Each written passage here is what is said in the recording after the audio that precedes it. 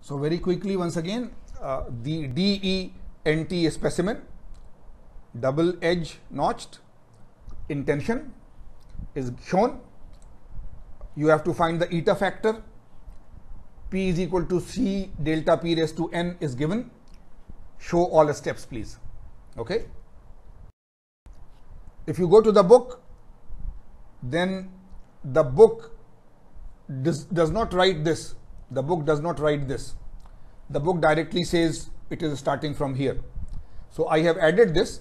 By definition, U is the area under the force displacement curve. Right? So it is integral P delta P, right? D delta P from 0 to delta P. This is your basic definition. So if you don't write this and directly come here, then there is a flaw in understanding. Right? That what is the basic definition of U? It is the area under the curve for force displacement, and it is energy or work which is force into displacement. So P multiplied by delta P. And if delta P is varying, then delta P is the D part, D delta from 0 to delta P. So this is your equation. And then in that equation, for P, it is given that P is equal to C delta P raised to N. So now you use this equation that U for P is 0 to delta P, and instead of this P, you have C delta P raised to N. C delta P raised to N. In the book, the C here is missing. This is something wrong in the book, but that is okay. In the next step, they have the C. So many of you who directly write this step, and in this step, they forgot to write the C. That you see, there should be one step before this, that this is integral P d delta. And for P, we have C delta P raised to N. Now, okay, now if you do this, C goes outside, delta P raised to N, d delta P, it is like x raised to N dx. So delta P raised to N plus 1 upon N plus 1. Right? So this is what you need. Of course, this is extra because P is C delta P raised to N. So if this is delta P raised to N plus 1, it means it is delta P raised to N into delta P. And that C delta, right? So it is P times delta P. So you can write it this way. You can leave it this way. It is okay. After that, the book says that go back to equation 332 and go back to equation 340. And you have the linear portion plus plastic portion, elastic portion plus plastic portion, right? For the two equations. So the elastic portion is always the same, K1 squared by so on. So compare the plastic portions for eta P. Compare the plastic portions for these two equations. And once you compare them, then use this inside there and use this inside there. And finally, according to the book, eta P is equal to 1 minus N. So what I have written here, this is the book solution. Few steps are missing. They are not showing equation 332 here. You should show it there. They are not showing equation 340 here. You should show there. And then once they are comparing, how did they get this directly? They are not showing. So a few steps are missing. And to me, apparently, there is a small error. But I am a human being. Maybe my solution has an error. Maybe their solution is totally right. Or maybe my understanding is wrong. Because we have to use the equations that they have given. Their 332 and their 340. Not something else. Right? So I write sometimes when I grade your work and so on, the word of magic. Right? So you see, so that is like I want to laugh at you, laugh at it, but it is a very serious problem that rather than trying to use basic math and basic physics and basic mechanics and understanding, you try to start matching the solution. See, the solution should be yours, not that I take a solution and do reverse engineering. And in doing reverse engineering, I miss some steps and my answer is still right. Let us see my version, right? So I am going from the beginning, that this is the definition, P d delta P, and given P is C delta P raised to N. So instead of this P, I write this. I take the C outside, delta P raised to N becomes delta P N plus 1 upon N plus 1.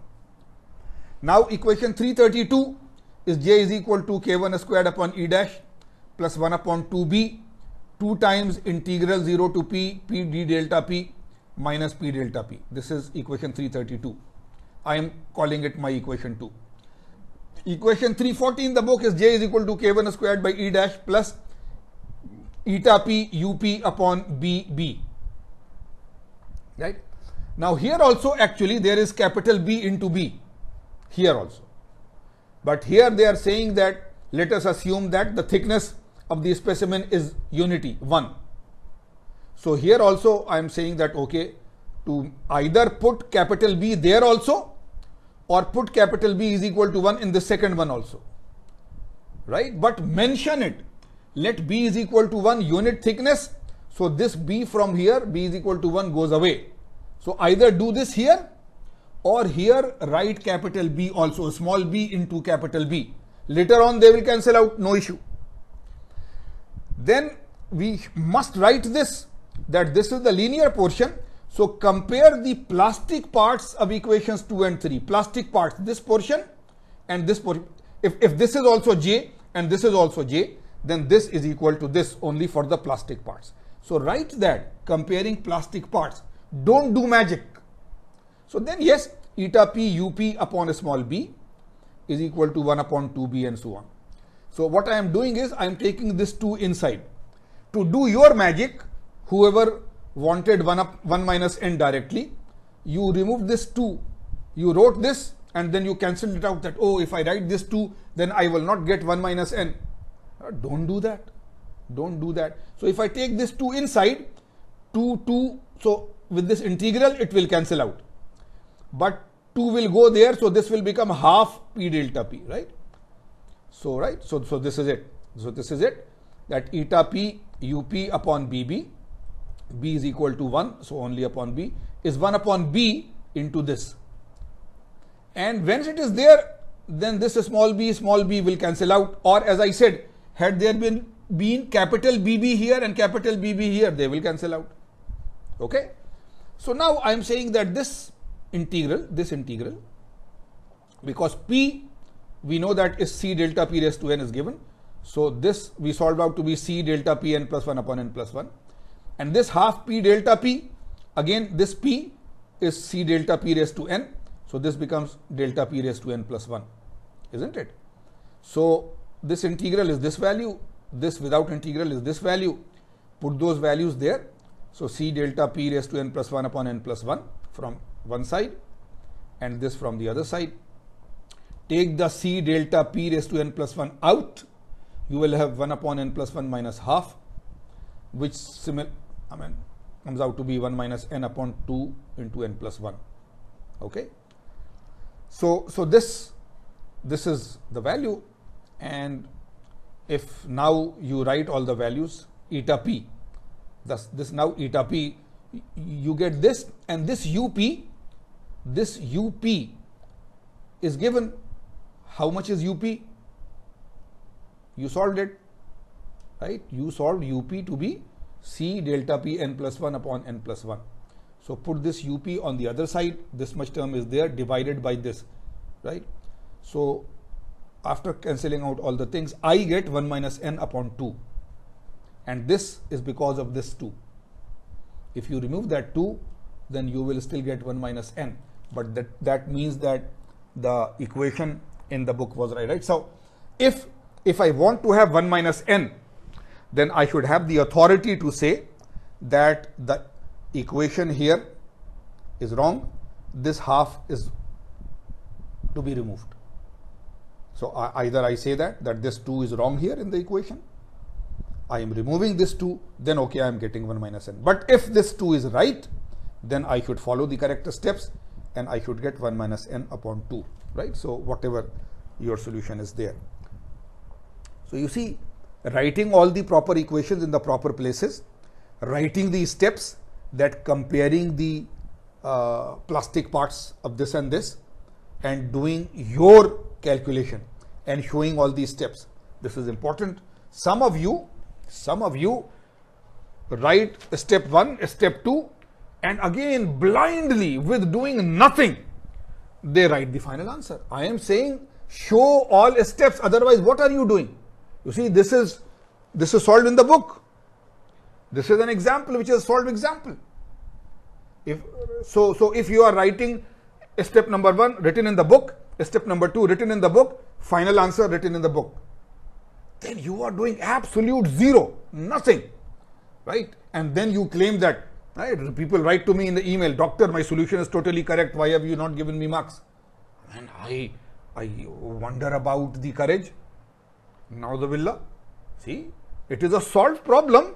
Copying a solved problem is not going to be anything. I am saying write all steps, and then I know I have given it because I know that if you are actually following your correct steps, you will get an answer which is slightly different from the book, right? But magic happens, and in that magic, the answer should not come out to be that. That is one thing. It is a magic, and in that magic, even if you do not write that this is equation 332, this is equation 340, this is I am comparing, you are doing nothing at all, then now the billah, I mean, I am trying to be very generous. I still give you some marks, but I should write a very sarcastic, angry comment there that solving this did not mean copying 3 steps from the book without understanding anything. I am giving you a 0, and that should be very correct. But right, so please, right, try to learn something and try to do it in the right way. Part B of the same question 7. A flat plate is made from a steel having a fracture toughness of 50 megapascal root meter, a yield strength of 500 megapascal, and an elastic modulus of 207 gigapascals. So these values are given: fracture toughness, yield strength, and E. A. Find the value of the critical energy release rate. B. Using Wells theory for a small scale yielding, determine the critical value of the crack tip opening displacement. C. Assuming that alpha is equal to 1 and that the reference state stress is yield strength, find the critical value of the J integral under plane stress conditions for a material having a hardening parameter of 4. Right? So it is in 3 parts. Again, because the book is open, you can go back to any equations and so on. The only thing that you want to find out is where it belongs. So if you have done the course even medium well, then you know which chapter it is. Is it chapter 1, chapter 2, chapter 3, chapter 5, whatever it is, and you go back there and you start to solve it. So let us see. First of all, I am giving you a good copy of this diagram because in the later part of this, not in the beginning part, you will need this. So you can always have this, that if there is a graph with you, then you can enlarge this graph. You can put vertical lines there so that your values are rather correct. If you use a very small graph of the same exact graph, then you will be very inaccurate.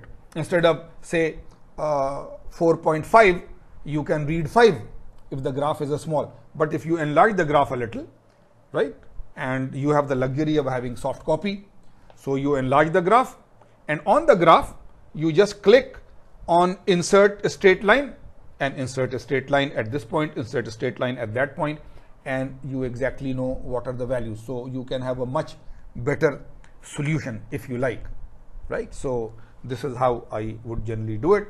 So let us go further and see the solution. So here I am showing you, so I am again giving that graph here, but because it is small here, I have done a straight line here, I have done a straight line here, if you see, but that will be later. For the first part, the critical value of G is simply K1 squared upon E. So K1C is given, E is given, this value is there.